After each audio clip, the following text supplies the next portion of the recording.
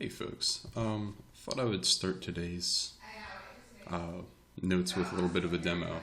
So, real quick, got the family cat. Oh,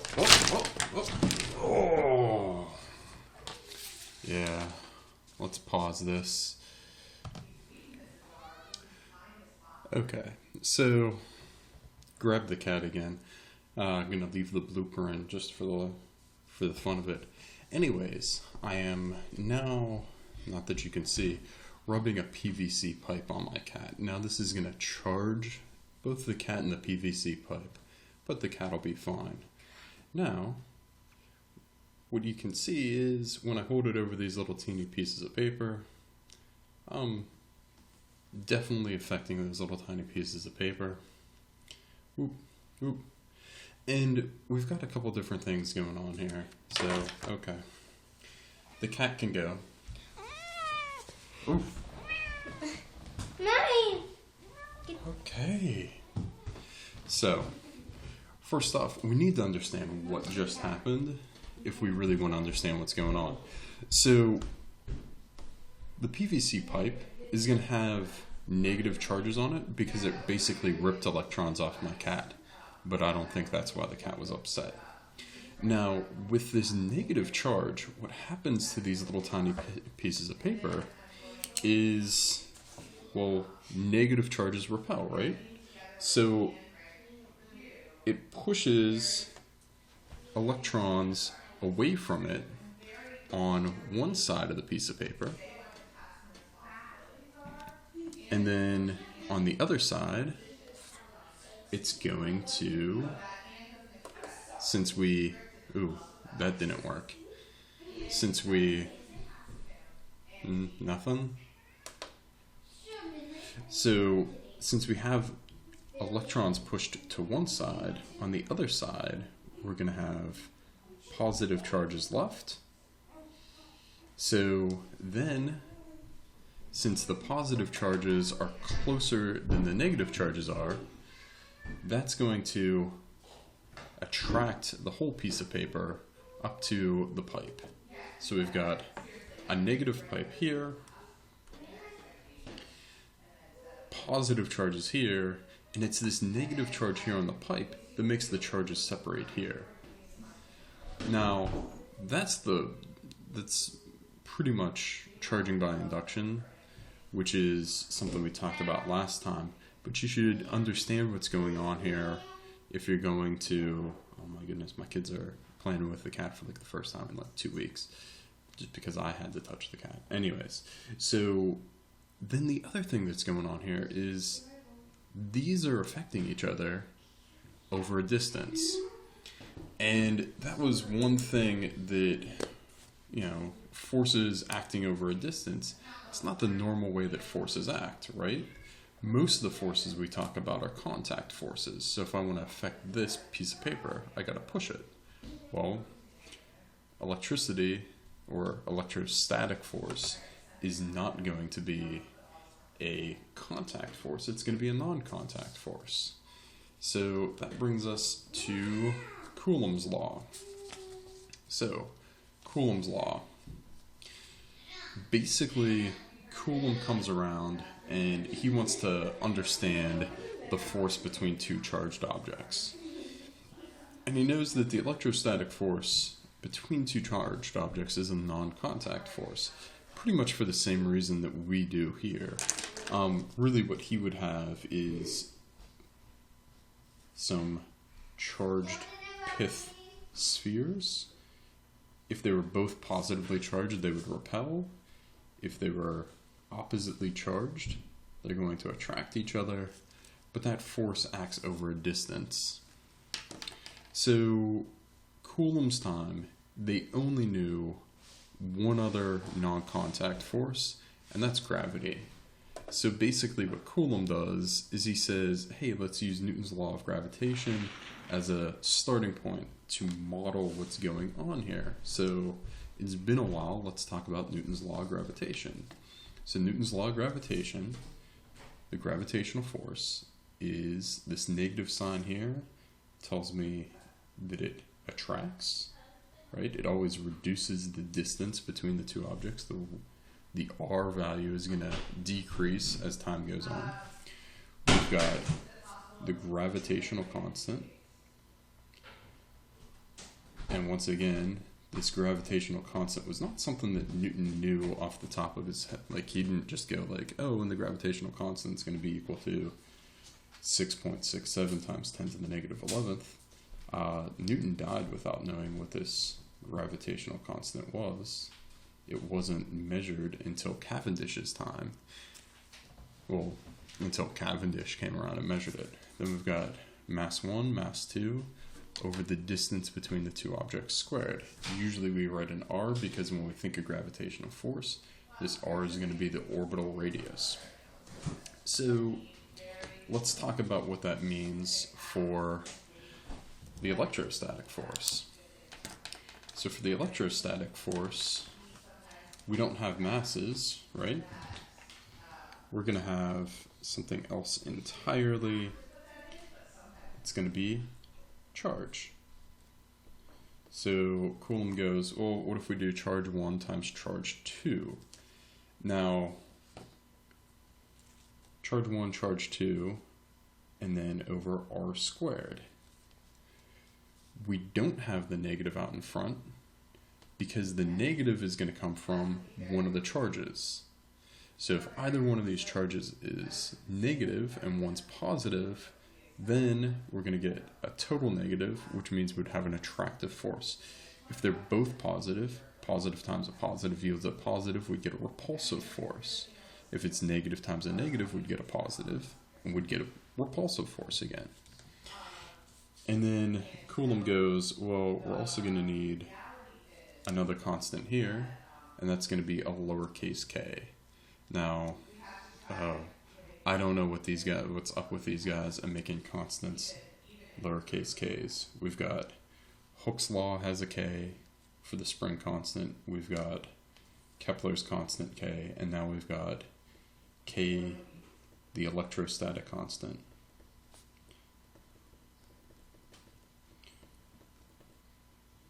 And that electrostatic constant is 9 times 10 to the 9th newtons meters squared per coulomb squared.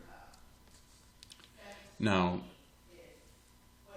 sidebar, it is important for those of you going on to study physics to know that this constant k is more often written as 4 pi, or 1 over 4 pi, times epsilon naught, and this epsilon naught is something called the permittivity of free space. So it's basically how an electric field propagates through a vacuum. Oddly enough, this epsilon naught is one of the it's one of the constants that really determines what things are like in our universe, because then we can write, well, this is non-trivial to go from here to here, but basically the speed of light c is going to be epsilon naught mu naught. So the permittivity of free space describes how electric fields travel through a vacuum, and then this is the permeability of free space, which describes how magnetic fields travel through a vacuum. If I multiply those together, I get the speed of light, which is a fun trick. Basically, the speed of light is based off of these two constants, because the speed of light is really how fast electric and magnetic fields propagate. So, anyways, that was a sidebar. Here we are. Coulomb's law is this here, and that's what we want to talk about today. So k q1 q2 over r squared looks a heck of a lot like Newton's law of universal gravitation, and the model works really, really well. Other non-contact forces that exist do not actually, we can't just plug in the same formula. Oh well. We don't have to talk about those So they're not part of our curriculum. Now, there are some notable differences between Newton's law of gravitation and Coulomb's law. First off is that electrostatic forces can attract or repel. Gravity's only attractive. No one has found any sort of anti-gravity effects or, a negative mass that repels other masses.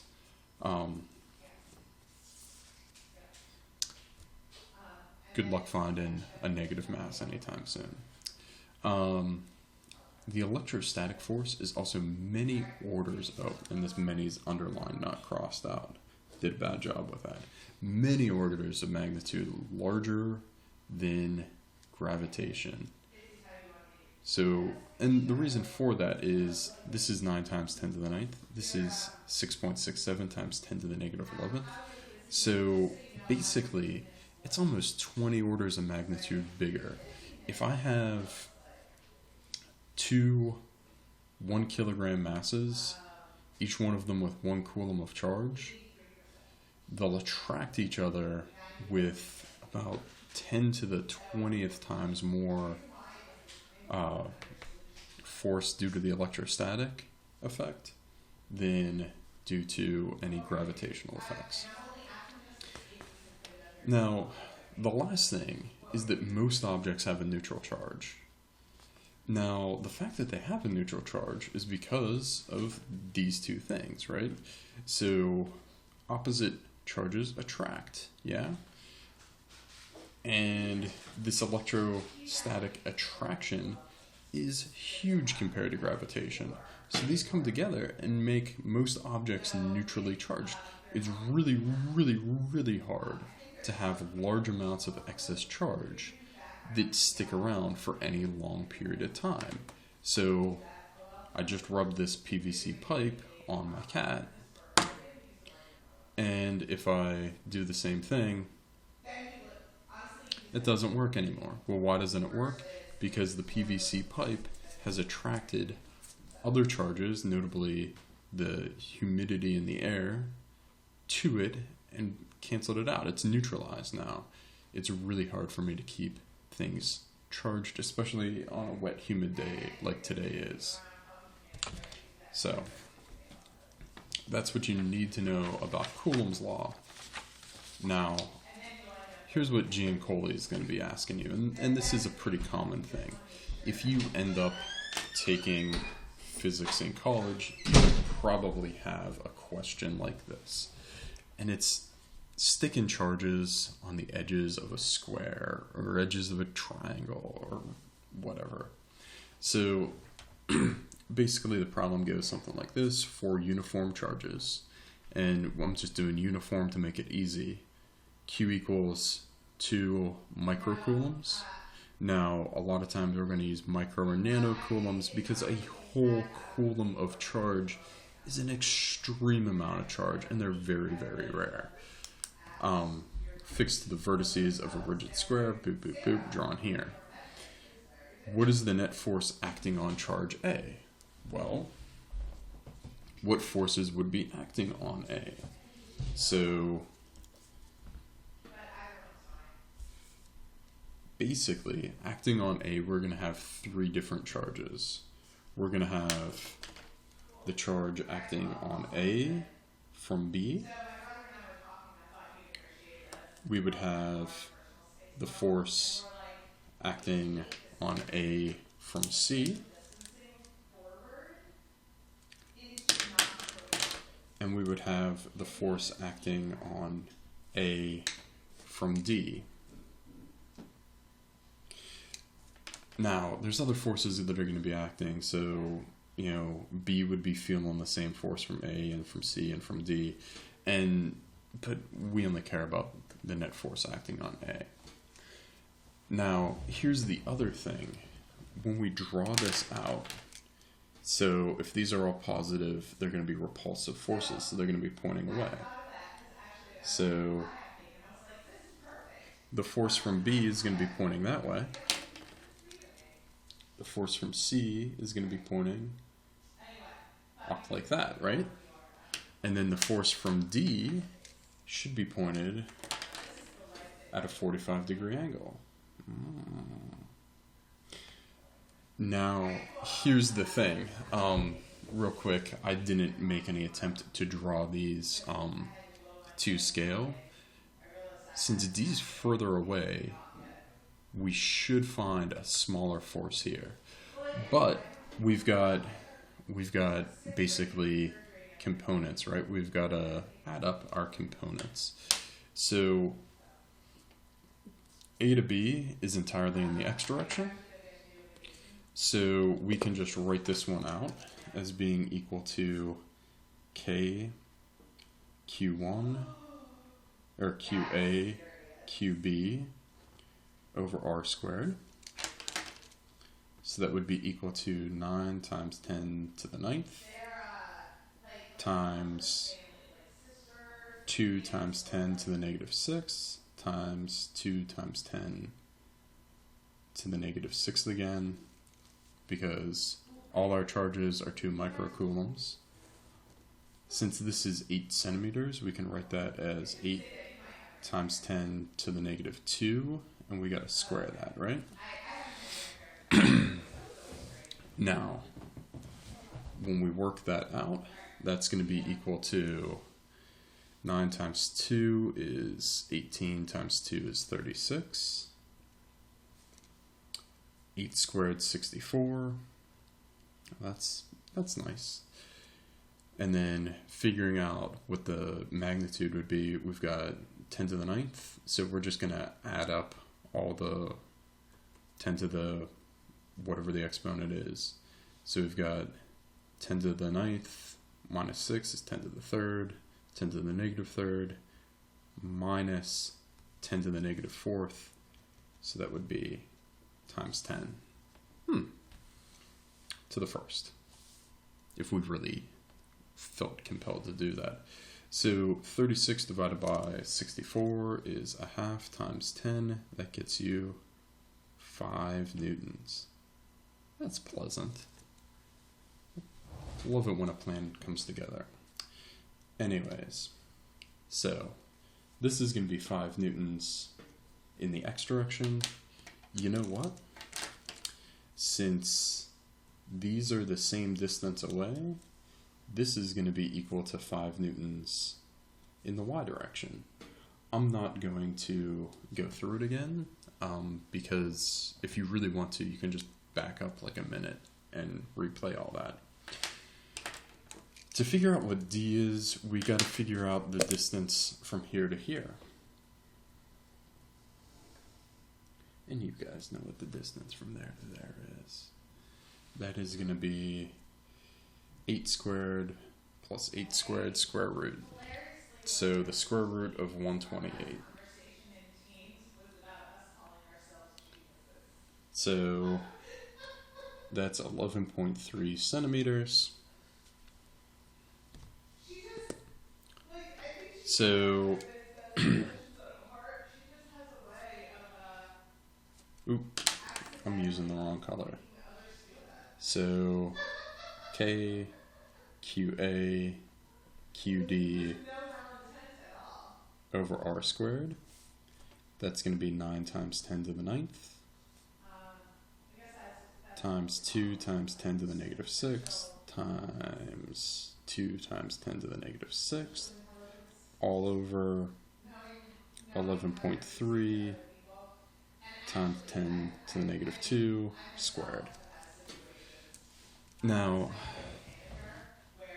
all of this is going to basically be the same as what we worked out here. The top is still going to be 36. Oh hey, guess what? 11.3 squared is going to end up being 128. That's weird. So we get 36 over 128, and that's still going to be times 10 to the first. So 36 divided by 128 is going to get you 2.8125 newtons. Let's just call it 2.81 newtons. Now, the problem is that 2.81 isn't acting in any one direction, right? It's not in the x direction or the y direction, it's acting at a 45-degree angle. So we've got to figure out what FAD or FEADX is. And that would just be 2.81. So x direction, we're going to be looking for the cosine. And then since we've got a triangle here, that cosine would be 45 degrees. So 2.81 cosine of 45 degrees.